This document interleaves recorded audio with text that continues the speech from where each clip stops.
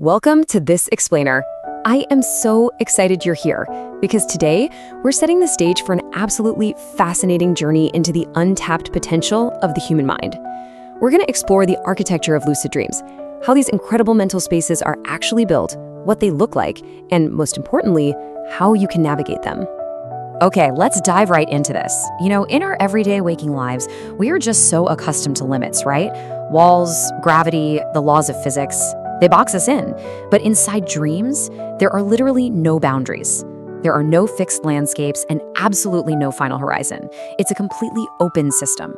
Once you realize that the space you inhabit inside a dream is utterly limitless, your entire perspective on what your mind is actually capable of experiencing is going to completely shift. Act 1. The boundless environments. Let's just take a second to think about the living, breathing nature of these mental spaces. When we say an environment is boundless, we aren't just talking about, a big empty room. We're talking about a space that is alive, shifting and reacting to your very presence. I want you to imagine, just for a moment, that you're standing in a quiet, peaceful forest. You can actually feel the earth under your feet. It feels incredibly grounded, serene, and so familiar. The trees seem deeply rooted, and your brain is telling you, okay, this is a stable, permanent location. In waking life, a forest takes hundreds of years to grow, right? It's solid, it's real. But then, in the very next moment, you're floating above endless stars. Just like that. Notice how rapidly and completely the environment shifts. You didn't have to board a spaceship or travel for light years. This right here is the absolute core nature of dream worlds. They are not stable places bound by time and space. The transition from a grounded forest to the vast floating expanse of the cosmos, it happens in a heartbeat. It really illustrates just how unbound the dream space truly is. And this brilliantly illustrates the astonishing array of locations you can freely explore. It's not just one world, it's countless worlds. You could literally find yourself wandering through a glowing city suspended in the clouds, or maybe swimming in an ocean right beneath a canopy of stars. You could be walking the steps of ancient temples, scaling impossible mountains that completely defy gravity, or even existing in worlds made entirely of pure light. The variety is just staggering, and inside a lucid dream, you are completely free to explore every single one of them. But wow, here is where it gets truly uncanny. Sometimes you enter these awe-inspiring environments, and you're just struck by this profound sense of familiarity. These places feel like you know them, even though you have never, ever seen them before.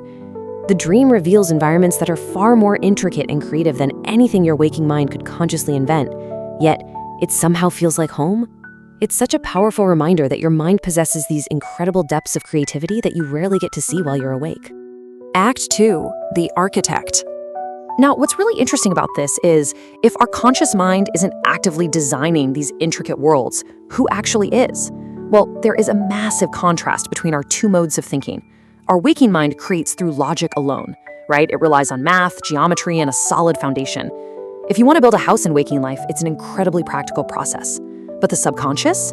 It creates through emotion, powerful symbolism, and just limitless imagination. It doesn't need to know how to lay bricks, it only needs to know how a grand temple feels.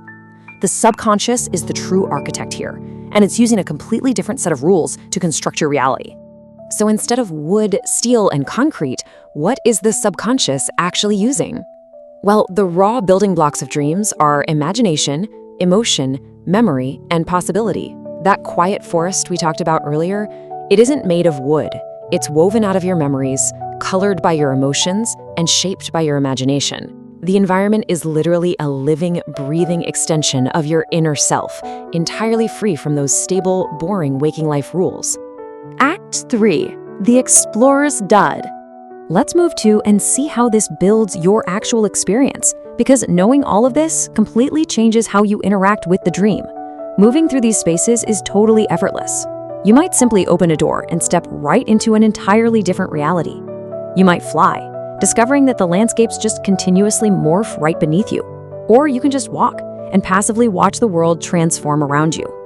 The key here is letting go of tension and allowing the dream to unfold. You really don't have to force the dream to change. You just have to move through it. And as you move, the dream naturally expands. But how does it know what to actually show you?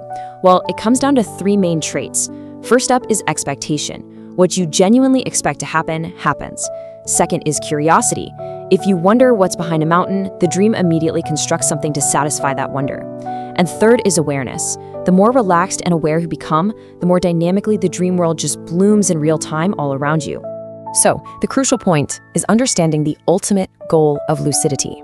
So many people realize they're dreaming and they immediately focus only on control. They try to micromanage the environment, trying to force it to bend to waking logic.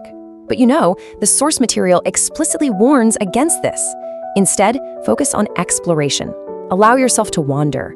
Let go of that rigid urge to dominate the sandbox, and just allow your subconscious to completely surprise you with its breathtaking creativity. And this brings us to a very direct challenge for you. So the next time you become lucid, what are you going to do? Are you going to grip the steering wheel and force the dream to obey your conscious logic?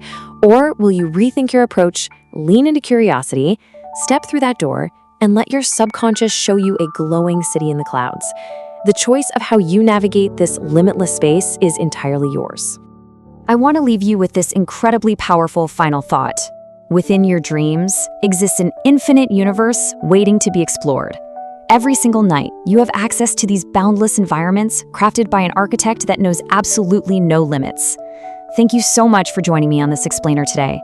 As you close your eyes tonight, just ask yourself, what uncharted worlds are waiting for you in the dark?